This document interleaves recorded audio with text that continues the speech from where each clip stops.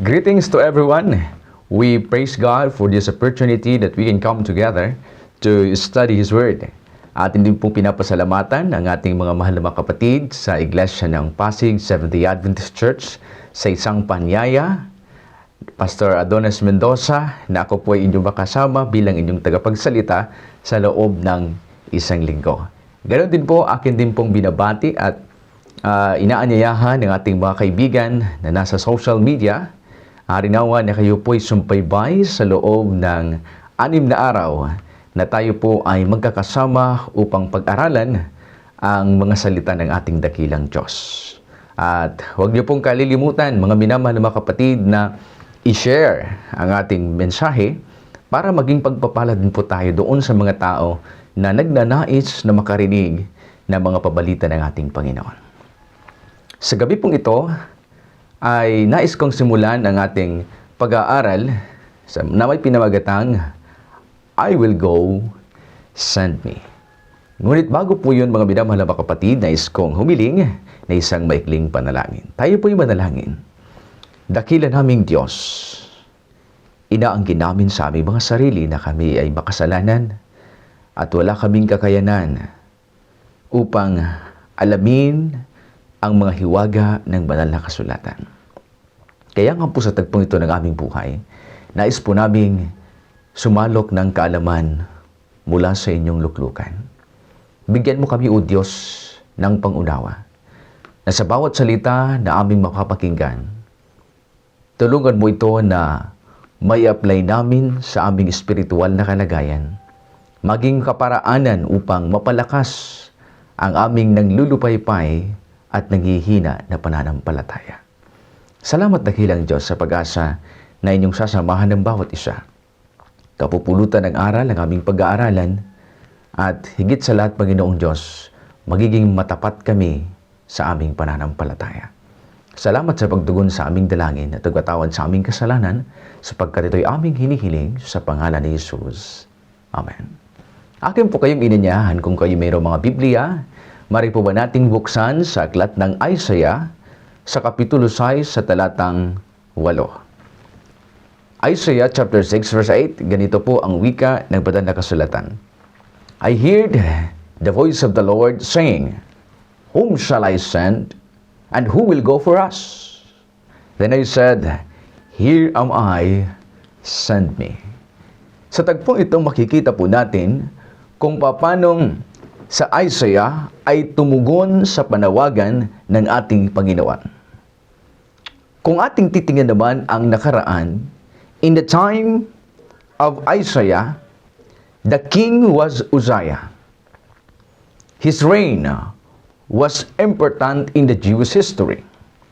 Uzziah had brought many benefits to the country and had introduced an era of prosperity and peace. Mga minamahal na mga kapatid, si Uzziah ay nanguna sa bayan ng Jerusalem sa loob ng 52 years. The fact that many people in Jerusalem lived their entire lives under the reign of King Uzziah. Sa maraming panahon na siya ay naglingkod sa ating Panginoon, nakagawa po siya ng mga mabubuting bagay sapagkat kanya ding sinundan ang yapak ng ating Panginoong Diyos. At sa ganitong kaparaanan, mga minamahal na mga kapatid, ay si Uzziah ay naging tanyag, naging kilala at pinagpala. Ngunit dumating ang panahon na sa huling bahagi ng kanyang paglilingkod bilang isang hari, mga minamahal na mga kapatid, nakagawa siya ng isang kasalanan nung siya ay dumako doon sa templo at nagsagawa ng isang sagradong bagay na yun lang ay ginagawa para sa mga itinalaga ng Diyos na mga Levita. At dahil sa kasalanan kanyang nagawa, ang Diyos ay nagalit sa kanya. He suffered the penalty of sin until his last breath. Opo, si King Uzziah ay namatay.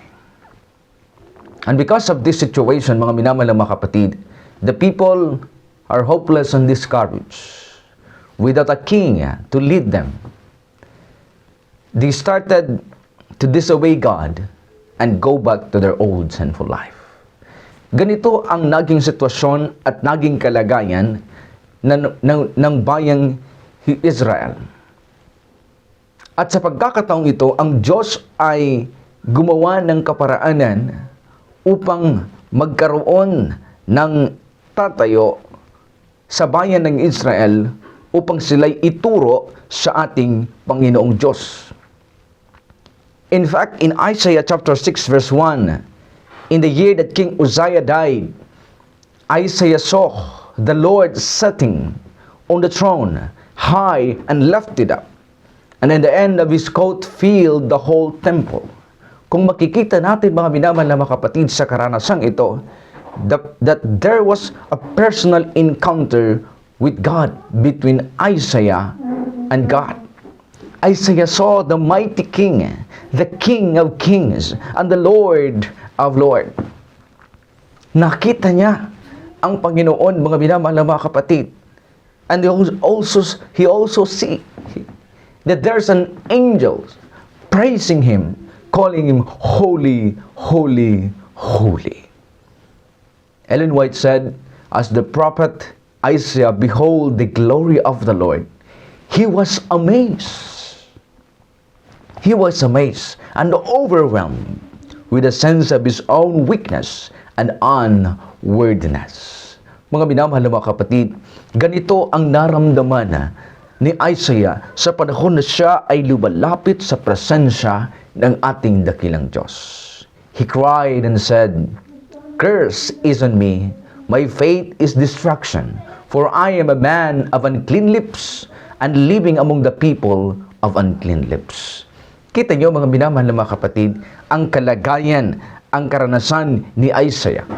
Bago siya tinawag ng ating Panginoon, Isaiah saw his nakedness and sinfulness. Nakita niya na ang kanyang sarili, siya'y hubad, siya'y hayag na makasalanan sa mata ng ating dakilang Diyos. He had not known this until the vision was given to him by God. The reality is this, mga minamahal na mga kapatid. The more we are closer to God, the more clearer we can see how dirty we are in the eyes of God. Ganito po ang ating kalagayan. Sa panahon na tayo'y lumalapit sa Panginoon ng malapitan, doon natin makikita ang tunay nating mga kasalanan. Doon natin makikita kung ano't ang ating kalagayan. Mga minamahal na mga kapatid, the more we are closer to God, the more clearer we can see how dirty we are in the eyes of God. At sa panahong ito, makikita din natin yung pangangailangan, ang pangangailangan ng Diyos sa buhay natin upang tayo'y maging malinis sa ating mga kasalanan. Ellen White said, Isaiah cried how unworthy he was and how unfitted for the sacred service of God. Opo mga minamahal na mga kapatid, hindi tayo karapat-dapat kagaya sa karanasan ni Isaiah. Sabi niya sa kanyang sarili, hindi ako karapat-dapat, Panginoon, na maglingkod sa isang banal na gawain sapagkat ako ay makasalanan. Ika nga mga minamahal na mga kapatid, tayo inihalintulad sa isang basahang marumi. Mga minamahal na mga kapatid, kahit labhan niyo po ang basahan, kahit anong sabon ang gamitin niyo dyan, ang tawag niyo pa rin dyan, basahan. Sadyang ang tao ay marumi at makasalanan at nangangailangan ng tagapaglinis, nangangailangan ng pagpapatawad sa ating mga kasalanan. And because of this, Isaiah goes on to the process of purification or cleansing, mga minamahal na mga kapatid. Then one of the seraphim flew to me carrying a burning coal in his hand, and he had taken from the altar, and he touched my mouth with the coal, and said, "Look, this has touched your lips, and your iniquity is taken away, your sins are forgiven." Mga minamahal na mga kapatid, napakahalaga, napakaganda sa pakiramdam kapag tayo ay napapatawad sa ating mga kasalanan. Kapag tayo nakagawa ng kasalanan sa ating kapwa, Tapos tayo ay pinatawad ng totoo, taos sa puso na pagpapatawad. Napakasarap sa pakiramdam na tayo pinapatawad sa ating mga kasalanan. Mga minamahal na mga kapatid, in the experience of Isaiah, God Himself cleans His sins, mga minamahal na mga kapatid. Tanging-tanging makikita natin dito na sa ating mga kasalanan, ang Diyos lang ang makapaglilinis sa ating mga kasalanan. Ano nga ba ang ibig sabihin, mga minamahal na mga kapatid, ng live call doon sa talatang ating binasa? Now, according to Ellen White, mga minamahal na mga kapatid, the symbol of the live call is purification. Mga minamahal na mga kaibigan. Ganun pala kahalaga ito, mga minamahal na mga kapatid. Yung live call na binabanggit doon, na nagmula doon sa altar, ay nagpapahayag at nagpapakita ng isang pagdalisay sa buhay ng isang tao. Alam niyo, mga minamahal na mga kapatid, pagdalisay ang ating puso, mas makapaglilingkod tayo ng buo sa ating Panginoon. Pagdalisay ang ating kaisipan, mas makikita natin ang mga positibong mga bagay para sa ikalalago sa gawain ng ating Panginoong Diyos. Kaya nga po, mahalaga na dumaan tayo sa proseso ng paglilinis ng ating mga kasalanan. Psalms 51 verse 2, "Wash me from my iniquity, cleanse me from my sin." Napakahalaga, mga minamahal na kapatid, na mapawi ang ating mga pagkukulang, ang ating mga kasalanan, at malinis tayo sa ating mga karumihan. The live call also symbolize the potency. It is the power, the effectiveness, of the effort of the servant of God. Napakasarap sa pakiramdam kapag yung gawain natin habang tayo naglilingkod sa Panginoon ay nararamdaman natin na mayroong kapangyarihan sa ating mga paglilingkod. Di natin inaasahan na sa ating mga gawain, ang banal na Espiritu Santo ang siyang umuuna sa ating mga paggawa.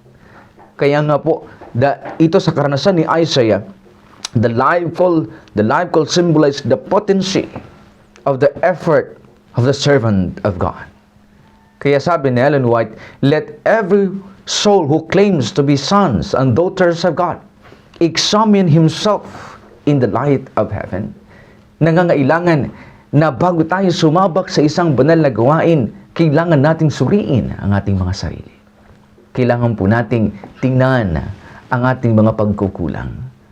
At kailangan nating ilapit ito sa Diyos na siyang magbibigay sa atin ng karapatan na tayo makapaglingkod sa isang banal na gawain. Kaya nga, Psalms 26 verse 2, "Examine me, O Lord. Test me. Evaluate my inner thought and motives." Ganun na lamang kaimportante sa part ni Isaiah. Bago siya tinawag ng ating Panginoon, kanyang sinuri ang kanyang sarili at kanyang nakita ng kanyang sarili ay hindi karapat-dapat na maglingkod sa ating Panginoon. But the good thing, God made a solution. Siya ang tanging solusyon upang tayo'y malinis sa ating mga kasalanan. And because of this, mga kapatid, God, in Isaiah chapter 6 verse 8, "I heard the voice of the Lord saying, Whom shall I send? And who will go for us? Then I said, Here am I, send me." This is a call for representative, mga kapatid. And Isaiah, in this verse 8, makikita po natin that Isaiah volunteered himself as God's messenger, even if he knows that many will not listen to him. Kanyang ibinigay ang kanyang buhay sa Panginoon nung sinabi niya, "Lord, here am I, send me." Ang Diyos ay nananawagan ng ganitong espiritu sa ating kapanahunan, mga minamahal na mga kaibigan.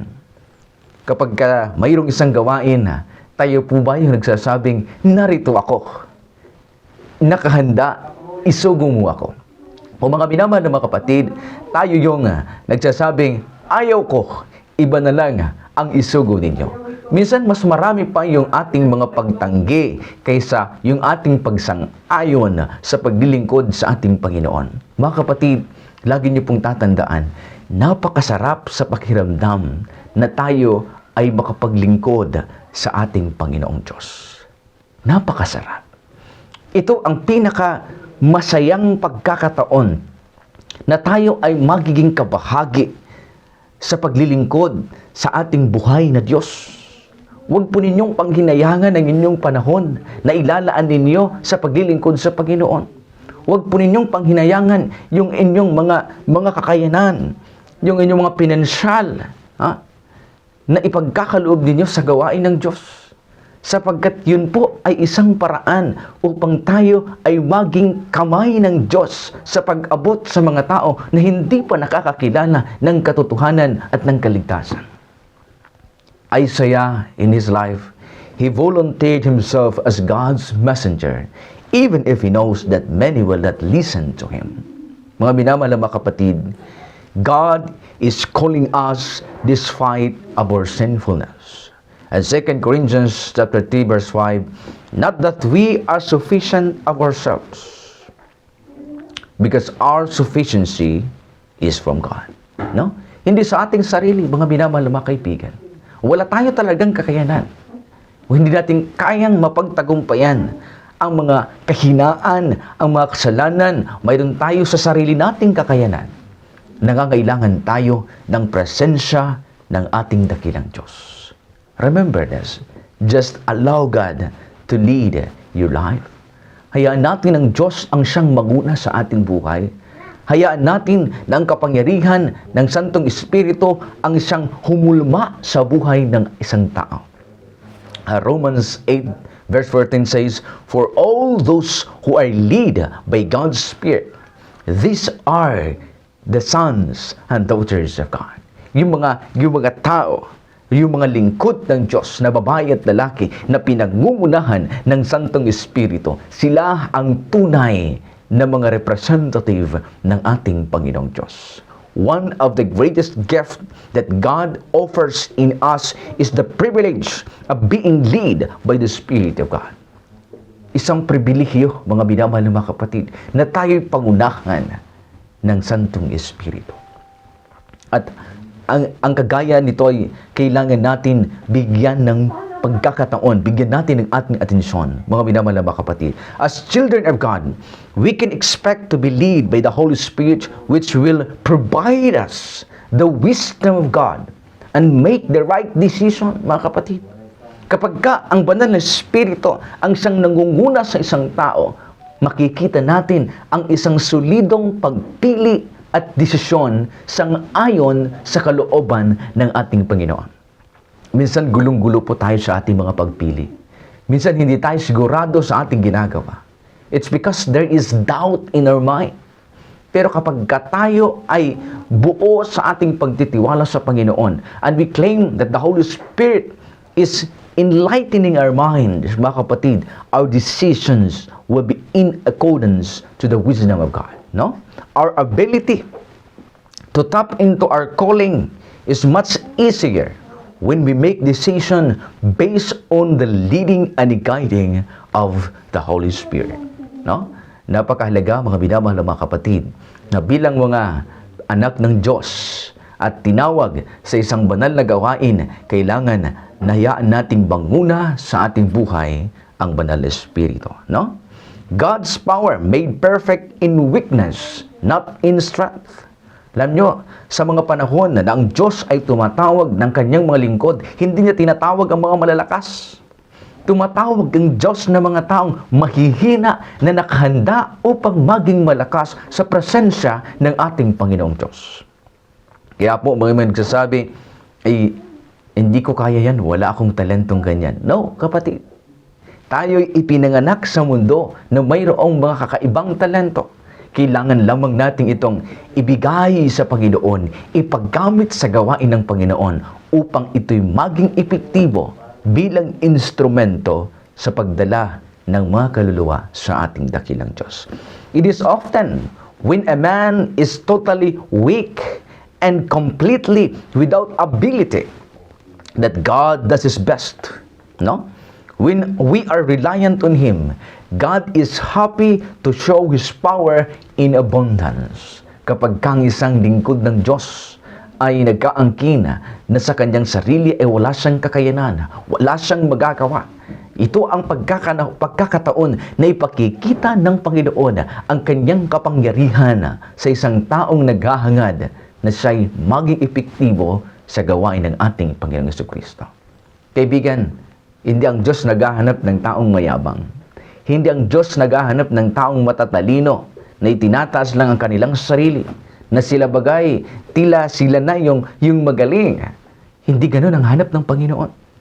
Ang hinahanap ng Diyos ang mga tao na mapagpakumbaba, mga taong nakahanda na sila ay maging kasangkapan ng Diyos sa pag-abot sa mga tao na nangangailangan ng kaligtasan upang maitaas ang pangalan ng ating dakilang Diyos. No? God doesn't call the qualified, but He qualified the called. Lagi niyo pong tatandaan yan, mga binamahal na mga kapatid, na si David was not qualified to fight Goliath. Because sa kalagayan ni David, mga kapatid, at sa kalagayan ni Goliath, makikita naman natin, it's very obvious na hindi niya kayang labanan si Goliath. Kahit yung mga kapatid natin sa panahon na yon, ayaw nila na si David ang lalaban kay Goliath. Sapagkat kahit yung maraming sundalo, hindi nila kayang labanan. David was not qualified. But because of his trust and total confidence that God is with him, the God of Israel will fight with him, mga kapatid, because of his total belief and faith to God, the Lord fight for him.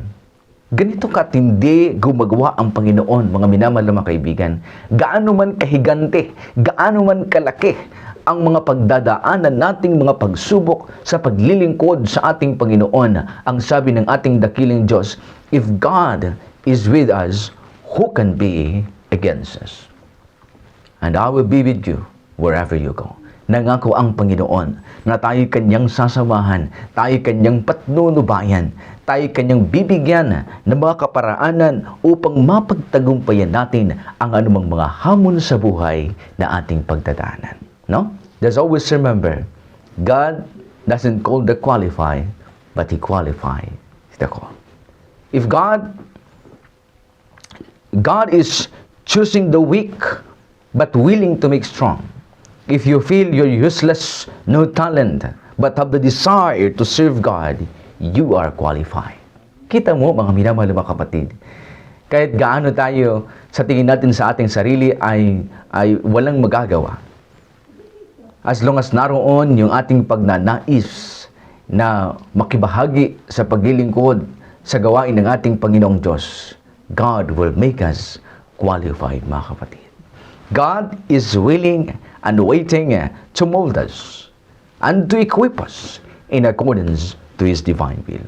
Tanging ang Diyos po ang makapagbibigay sa atin ng mga talento upang makapaglingkod tayo sa Panginoon, na nagnanais ang Diyos, na ating pakinggan ang kanyang tinig na nananawagan upang siya'y ating pong makasama at makapagpalago ng ating pananampalataya. Revelation chapter 3 verse 20, behold, I stand on the door and knock. If anyone hears my voice and open the door, I will come in and dine with him. Ito ang isang tiyak na pangako ng ating dakilang Diyos, na siya ay kumakatok sa ating mga puso. Siya'y nananawagan na kung ating siyang pakikinggan, mga minamahal na mga kaibigan, siya'y ating makakasama. At nasisiguro ko na pagkasama natin ng Diyos sa anumang larangan ng ating mga gawain, sa anumang larangan ng ating mga nanaisin sa buhay, kung ang Diyos ay kasama natin, ito'y magiging matagumpay. Sa gabing ito, mga minamahal na mga kapatid, ang Diyos ay nananawagan sa ating mga puso. Mayroon tayong kanya-kanyang mga gawain sa presensya ng ating Panginoon. At sa gabing ito, harinawa na ating pong pagbuksan ang ating mga puso, ating tanggapin ang panawagan ng Panginoon sa isang oportunidad na tayo makisangkot sa isang banal na gawain. Ay saya nung narinig niya ang panawagan ng Panginoon. Ang sabi, "Hear the voice of the Lord saying, Whom shall I send? And who will go for us?" Then Isaiah said, "Here am I, send me." Aking dalangin sa Panginoon na ito rin nawa ang ating paraan ng pagtugon. Sasabihin natin sa Diyos, "Panginoon, narito ako, isugo mo ako." Halinawa na ang bawat isa ay patuloy na pagpalain ng ating Panginoon. Ito po ang inyong lingkod, Pastor Pablayo Pestolante, nagsasabing kapag ang Diyos ang ating uunahin, matitiyak natin na tayo'y kanyang pagpapalain. Tayo po'y manalangin. Kagalang-galang at banal naming Diyos, nagpapasalamat kami, Panginoon, sa isang oportunidad na kami ay inyong tinatawag upang maglingkod sa isang banal na gawain. Tulungan mo kami, Ama. Hindi po kami karapat-dapat sapagkat kami makasalanan, ngunit sa presensya mo, O Diyos, kami inyong lilinisin at gagawin mong karapat-dapat na maglingkod sa isang banal na gawain. Aking idalangin, O Diyos, ang bawat isa na nanonood sa mga oras na ito. Pagpalain niyo po sila, Panginoon. At sa inyong pagkatok sa kanilang mga puso at kaisipan, harinawa na kayo kanilang pagbuksan, kayo kanilang tanggapin, at maging sila man din ay maging kabahagi sa pagliligtas ng maraming kaluluwa. At higit sa lahat, Panginoon, aming inaasahan ang pagkakataon na makita ka namin ng mukhaan at makapiling ka namin sa buhay na walang hanggan. Salamat dakilang Ama sa pagtugon sa aming dalangin at pagpatawad sa aming mga pagkukulang at pagkakasala, sapagkat itong lahat ay aming hinihiling sa pangalan ni Jesus na aming tagapagligtas. Amen. Maraming salamat po at muli sa susunod na mga gabi, harinawa na patuloy tayong sumubaybay sa pakikinig ng mga salita ng ating dakilang Diyos. Maraming salamat at tayo kanyang pagpalain.